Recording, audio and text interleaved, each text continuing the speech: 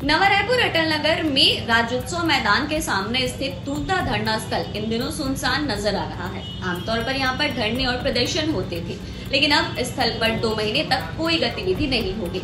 नगर विकास प्राधिकरण ने यह बड़े पैमाने पर रखरखाव और संधारण कार्य शुरू करने के लिए किया और इस दौरान स्थल को पूरी तरह प्रशासन के हाथों में सौंपा गया। आमतौर पर यहां पर धरने और प्रदर्शन होते थे, लेकिन नगर विकास प्राधिकरण ने हाल ही में स्थल पर 2 महीने तक कोई गतिविधि न होने का आदेश जारी किया।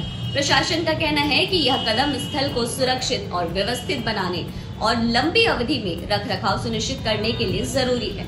इस दौरान धरना स्थल पर पूरी तरह से प्रशासन के हाथों में सौंपा गया है और कोई भी धरना प्रदर्शन या सभा आयोजित नहीं की जा सकेगी। आधिकारिक आदेश 22 अक्टूबर 2025 को कलेक्टर गौरव सिंह के माध्यम से जारी हुआ।